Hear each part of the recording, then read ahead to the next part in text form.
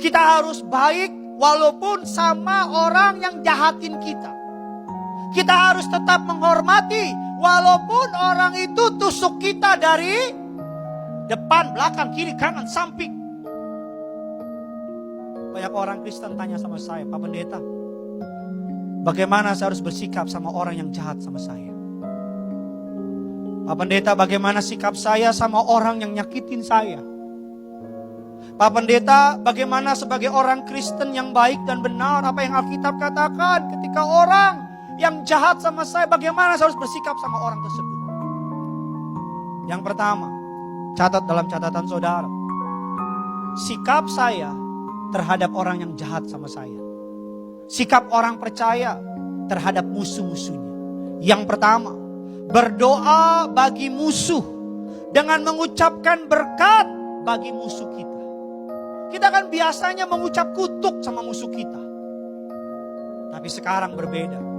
Kita harus mengucap kutuk adalah berdoa meminta Tuhan agar orang tersebut terjadi yang buruk sama orang itu. Itu mengucapkan kutuk. Tapi mengucap berkat adalah meminta kepada Tuhan agar hal yang baik terjadi sama orang itu. Beda apa sama? Beda. Ketika saudara berdoa, mengampuni dan mengucap berkat orang kepada orang yang nyakitin saudara, di situ kebesaran hati kita terlihat dengan jelas.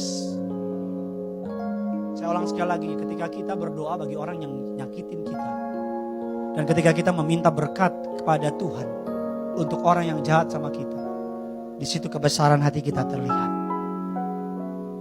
Yang setuju bilang amin. Amin. Bagaimana sikap saya terhadap orang yang menjadi musuh saya atau orang yang nyakitin saya? Berdoa meminta berkat untuk orang itu. Gampang apa susah? Kalau bilang gampang, maju ke depan sini. Susah. Karena kenapa? Segenap daging gak terima. Segenap hati pasti teringat semua perbuatannya. Yang kedua, bagaimana saya bersikap terhadap musuh saya? Yang kedua, Alkitab katakan mencari celah agar terciptanya perdamaian. Gak cukup cuma minta Tuhan berkati dia. Tapi kita sebagai orang Kristen, orang percaya, kita harus cari celah. Cari celah artinya apa? Mau capek, mau lelah untuk cari perdamaian. Tapi Pak, kan yang salah dia. Kenapa saya minta maaf? Karena kamu yang anak Tuhan. Amin. Dia bukan anak Tuhan. Tapi Pak, dia anak Tuhan juga Pak. Dia belum sadar. Kamu yang sadar. Musuhmu, lawanmu, telepon. Masalah dia angkat atau gak mau ampunin. Yang penting kita udah beres. Urusan dia. Ketemu sama orang minta maaf. Tapi Pak, yang salah dia. Kita yang besar hati kita. Sorry kalau saya ada salah. Kalau dia gak mau ambil tangan kita, itu lain perkara. Udah bukan di kita lagi bolanya. Amin. Udah bolanya di dia.